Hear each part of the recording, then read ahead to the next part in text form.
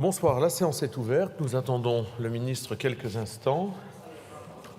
L'ordre du jour appelle la suite du projet de loi d'orientation agricole. Cet après-midi, l'Assemblée a poursuivi l'examen des articles s'arrêtant à l'amendement 2538 à l'article 8. Nous allons attendre, sinon je vais suspendre. Est-ce que quelqu'un veut proposer une activité qui nous permettrait ensemble d'attendre de façon apaisée? Ah non, on ne peut pas attaquer sans le ministre. Donc dans quelques secondes, je suspendrai. Le ministre arrive.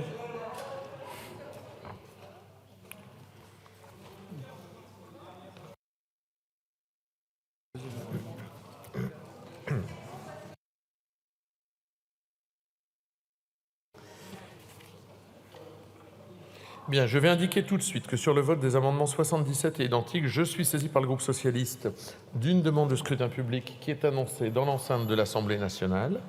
Bonsoir, monsieur le ministre.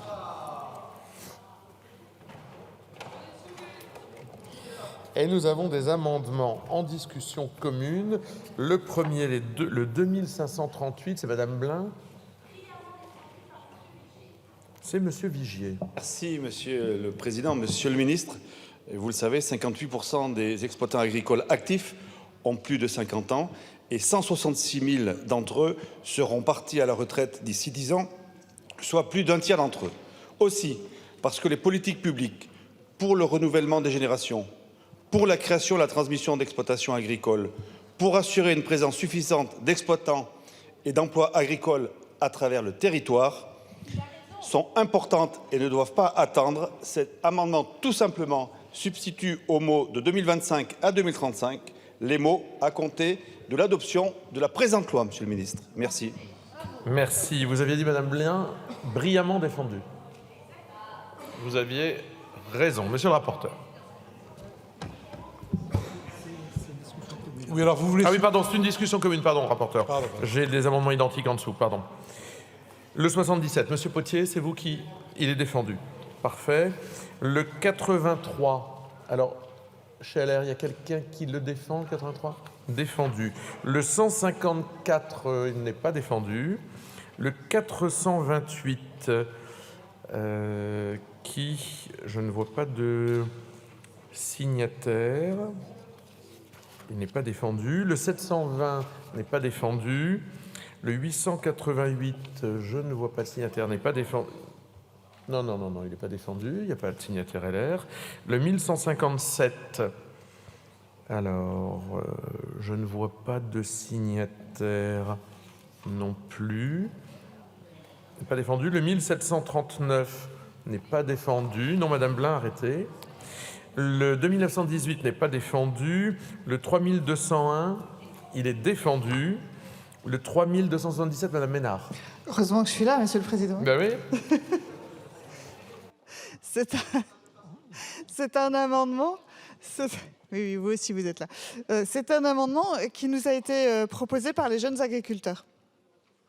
Et il vise à élargir la période au cours de laquelle les politiques publiques en matière d'agriculture française seront orientées autour de la transmission des exploitations et du renouvellement des générations.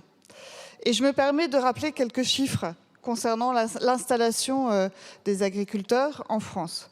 Seulement un agriculteur sur 5 a moins de 40 ans. En 2017, on comptait en France 9 533 jeunes installés de moins de 40 ans, contre 13 407 en 1997. Donc on en a perdu à peu près 4 000 en 20 ans. 2 tiers des installations se font en grande culture. Et dernier chiffre, si vous me le permettez, le taux de maintien, c'est-à-dire les jeunes qui sont encore en activité au bout de 5 ans, il est de 99% lorsque ces jeunes ont bénéficié d'un accompagnement humain lors de leur installation. Quand ils ont été accompagnés et qu'on ne les a pas laissés se débrouiller tout seuls.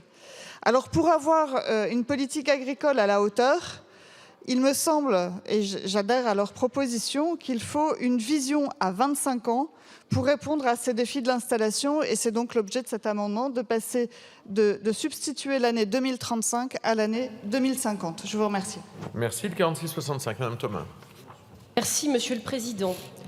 Lorsqu'on échange avec la nouvelle génération en agriculture, il y a une volonté pour le coup unanime, celle de ne pas être abandonné dans les circonstances du renouvellement des générations. Pourtant, en dehors de la création de France Service Agriculture, certains articles restent purement déclaratoires et les objectifs programmatiques d'installation vagues. Cet amendement a pour but d'élargir la période au cours de laquelle les politiques publiques en matière d'agriculture seront toutes orientées autour du renouvellement des générations. La stratégie de politique de renouvellement des générations définie dans le PLOA se fait à horizon de 10 ans, puisqu'aujourd'hui la moitié des agriculteurs sont à 10 ans de leur retraite. Tout se joue maintenant, Monsieur le Ministre. L'amendement propose d'étendre l'horizon de cette politique à 25 ans, afin d'étendre les effets de cette politique et de continuer d'anticiper les transformations futures de notre agriculture, notamment en intégrant les transitions climatiques et en adaptant continuellement par étapes les nouvelles générations.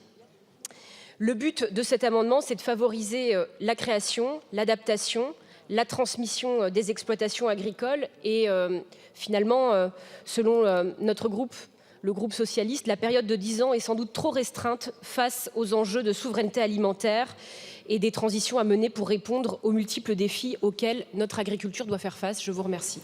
Merci. Le 700, Madame Blin. Merci, Monsieur le Président. Oui, c'est un amendement qui a tout son sens parce que, et j'ai déjà eu l'occasion de le dire en commission, les agriculteurs sont des entrepreneurs. Et à ce titre, ils ont besoin de visibilité, notamment de mise en œuvre de nos politiques publiques. Et donc, ils ont besoin, les jeunes agriculteurs, tous les agriculteurs dans leur ensemble, d'avoir sur un temps donné assez long, d'avoir une visibilité de ce que nous, politiques, nous avons décidé dans la mise en œuvre d'un certain nombre de législations. Et comme cette projet de loi, vise justement à leur donner l'ensemble des moyens d'assurer le renouvellement des générations, il est logique que nous puissions repousser de quelques années de manière à avoir cette vision sur un temps un peu plus long que ce qui est prévu initialement dans le texte de loi. Merci. Monsieur le rapporteur, sur ces amendements. Merci, Monsieur le Président. Donc tous les différents amendements proposent finalement de repousser la durée à 15, 20, 25 ans. Nous, il nous semble, c'est ce qui a motivé, que la durée de 10 ans, c'est la bonne pour se projeter aujourd'hui, dans la mesure, dans les 10 ans qui viennent, la moitié des agriculteurs ont repris leur retraite. Donc c'est vraiment l'horizon du renouvellement de la moitié des générations, de la génération d'agriculteurs actuels, et elles nous semble correspondre exactement aux besoins d'aujourd'hui pour arriver à se projeter dans ce que sera la nouvelle cartographie agricole de 2035. Il ne fait aucun doute que le législateur sera amené à saisir à nouveau de ces questions avant 2035 pour ajuster justement, suite à cette loi, les orientations et les programmations qui auront abouti ou pas. Et c'est plutôt du pragmatisme qui fait qu'à horizon 10 ans, et comme l'a dit tout à l'heure M. Fournier, on sera là pour le voir. Et avant, on prendra les décisions de correctif ou pas par rapport à ce qu'on a fait. Donc avis défavorable. Merci. Monsieur le ministre. Oui, merci Monsieur le Président. D'abord, je peux présenter mes excuses. Je me croyais à l'heure. Mais j'avais 2 minutes de retard. Donc à vous et à l'Assemblée, je présente mes... Je sais que vous m'avez attendu patiemment.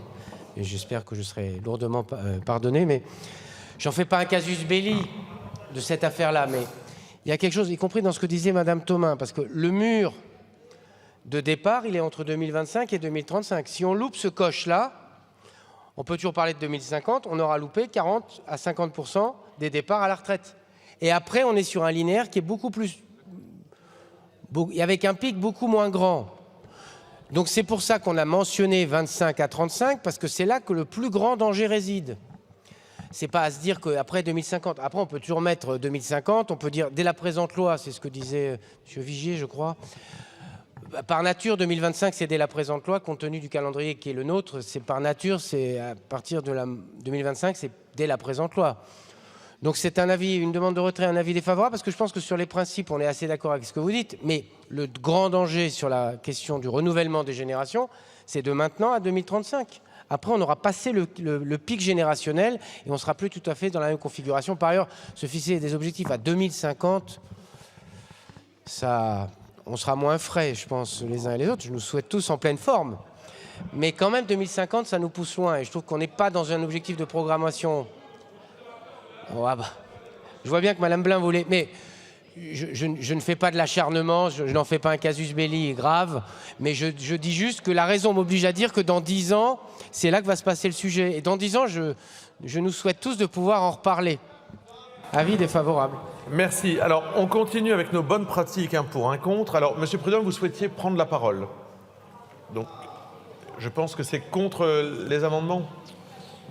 Non, par ailleurs, Monsieur le Président, il était convenu qu'à partir de l'article 8, on reprenait des débats avec des prises de parole normales, mais si ce n'est pas le cas, je ferai un rappel au règlement. Mais... Je vais vous rappeler les choses, comme ça, comme c'est moi qui les rappelle en général, c'est mieux ainsi. À partir de l'article 8, on reprend à 2 minutes le temps de parole par défense d'amendement. On était à 1 minute, mais on est toujours sur un pour, un contre, sauf si à un moment, il y a un sujet qui nécessitait que chaque groupe puisse s'exprimer. Pour l'instant, je vous donne la parole, mais dites-nous si vous êtes en défense ou en soutien ou en opposition à cet amendement. C'est plus simple pour organiser les choses. Mais le sujet mérite qu'on s'y attarde un petit peu plus. Mais je vous donne la parole, alors allez-y. Je suis en défense de cet amendement. Allez-y, vous avez vos 2 minutes. Je suis en défense de cet amendement.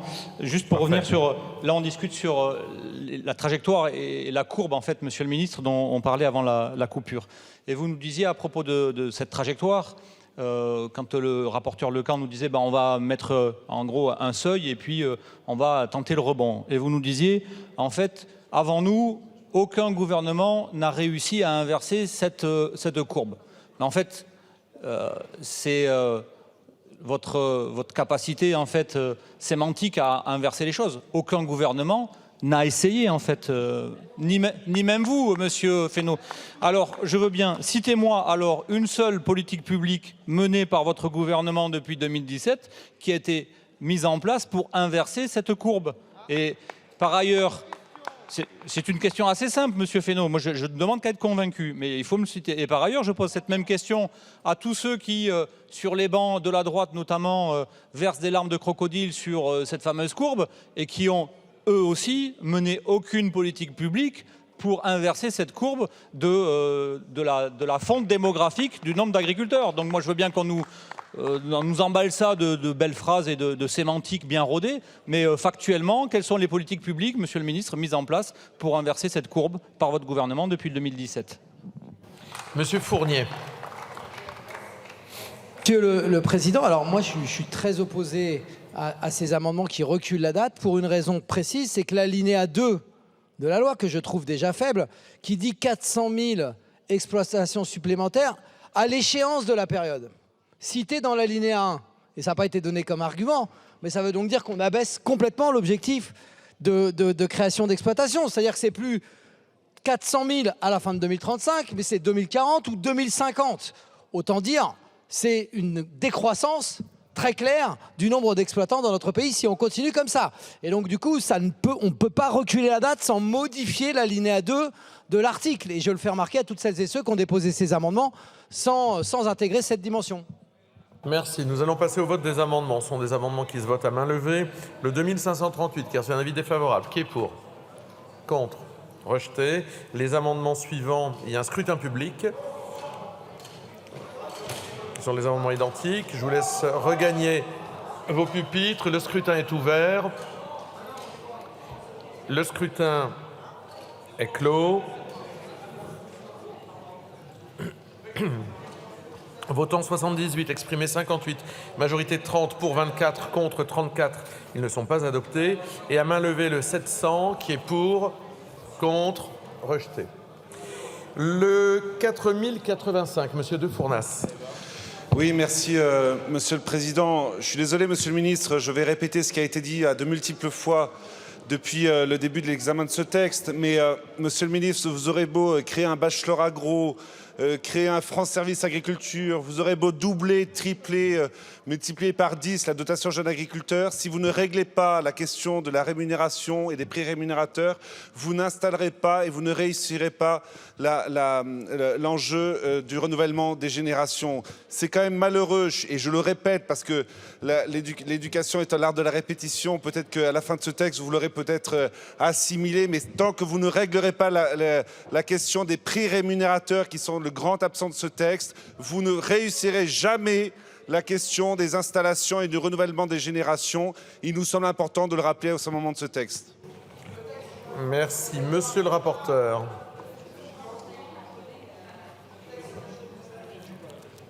Monsieur le rapporteur. Monsieur le rapporteur. Ah, il y a déjà quelqu'un en opposition.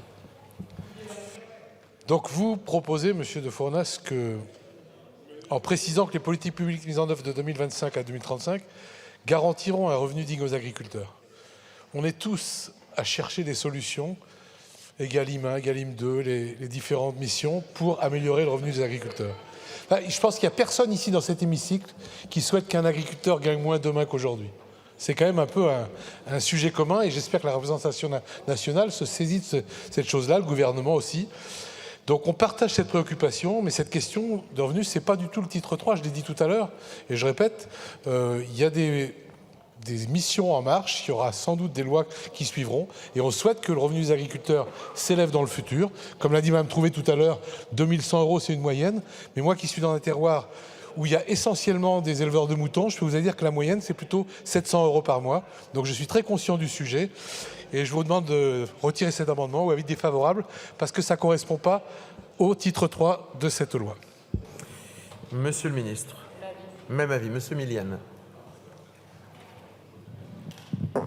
Oui, merci Monsieur le Président. Monsieur de Fournas, j'entends bien, je comprends bien votre intention, mais la portée légistique de votre amendement, franchement, il n'y en a pas.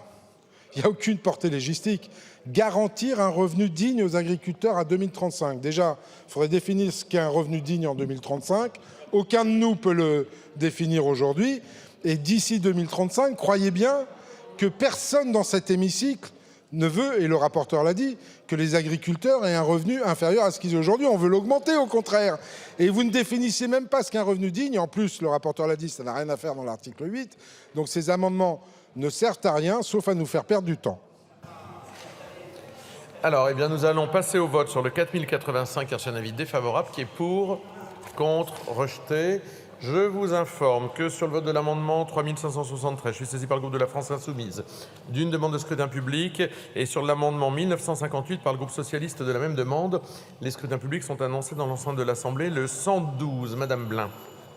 Merci, Monsieur le Président. Oui, c'est vrai que c'est naturellement important d'assurer le renouvellement de générations. Mais je crois aussi qu'il est vital d'assurer la pérennité des exploitations qui sont aujourd'hui préexistantes sur nos territoires, dans nos régions. Et hier, on a évoqué un certain sujet, notamment en matière de contrôle, Monsieur le Ministre.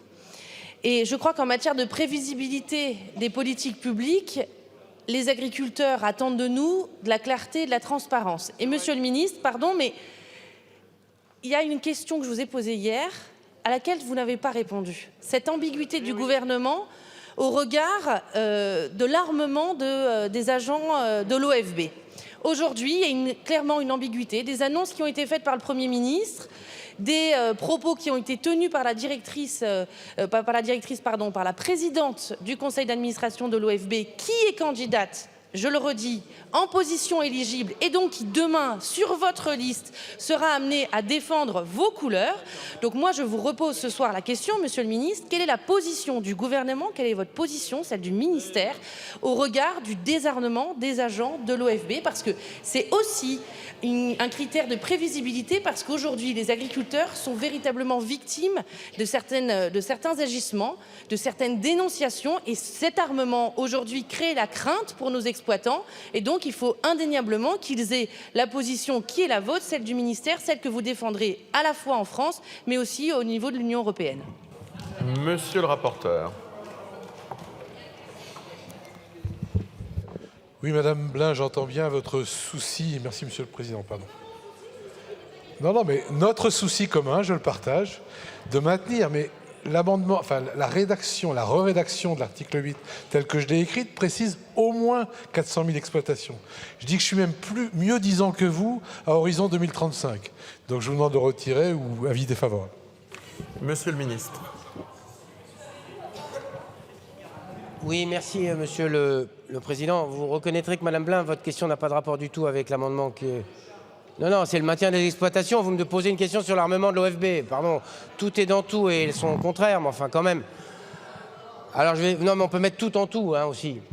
Premier élément de réponse sur l'amendement lui-même. L'amendement lui-même, c'est sur une disposition qui vise à l'installation et à la transmission des exploitations. Donc évidemment, l'objectif, c'est le maintien de ceux qui sont en place et la transmission des exploitations, mais ça n'est pas l'objet de l'article 8. Pardon, madame la députée, de vous le dire ainsi. Quant à la question de l'armement, la question des contrôles, la question... D'abord, on n'aura pas le loisir de parler de l'armement, mais on aura tout le loisir de parler des contrôles, parce que le sujet, il va arriver à l'article 13, donc patience et longueur de temps sont toujours utiles dans ce domaine. Et en revanche, vous le savez, il y a une mission qui a été confiée à un certain nombre de gens sur la question dont doivent se dérouler les contrôles, y compris cette question de l'armement. Elle sera tranchée à ce moment-là et vous aurez votre réponse à ce moment-là. Non, mais c'est pas... Vous me posez une question, je vous apporte la réponse qui est celle du gouvernement, en disant que polariser uniquement sur cette question, je l'ai dit d'ailleurs en commission à plusieurs reprises quand j'ai été interrogé sur la question, je pense c'est passer à côté d'une partie du problème. La question c'est le nombre de contrôles, la question c'est la complexité des contrôles, la question c'est la répétition des contrôles, la question c'est l'accumulation.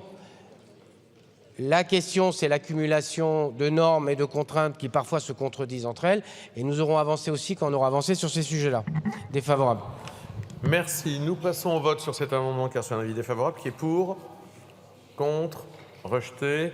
Je vous informe que sur le vote du sous-amendement 5467, je suis saisi par le groupe de la France Insoumise, j'y arrive, d'une demande de scrutin public qui est annoncée dans l'hémicycle. Monsieur Prudhomme, un rappel au règlement sur quel article? Sur l'article 100 concernant la bonne tenue de débat. Monsieur le Président, il était convenu que certains, effectivement, voulant accélérer, on avait une défense en pour, une défense en contre. Et puis sur les sujets importants, on revenait à des débats, j'allais dire, plus normaux, où on pouvait vraiment avoir une discussion et des arguments qui soient échangés. Nous pensons qu'effectivement, cet article 8, notamment, est un sujet important, comme les suivants. Et donc, on souhaiterait qu'on revienne à des débats qui aient une forme normale. C'est quand même un petit peu fort. On est en train de discuter sur une loi agricole où les uns les autres nous font des longues tirades sur le travail incroyable des agriculteurs, ce qui est vrai, et la peine qu'ils mettent à leur tâche. Ne vous éloignez pas du rappel au règlement. Et que nous, on est ici avec des... non, c'est dans le rappel au règlement. On refuse d'avoir un débat parce que certains ne voudraient pas passer leur samedi et leur dimanche ici dans l'hémicycle. Ça me paraît quand même un petit peu fort de café. Donc nous, on est prêts à rester ici samedi, dimanche pour avoir un débat correct sur ces sujets agricoles. Il ne faut quand même pas se moquer du monde. Alors, je poursuis avec un pour, un contre, jusqu'à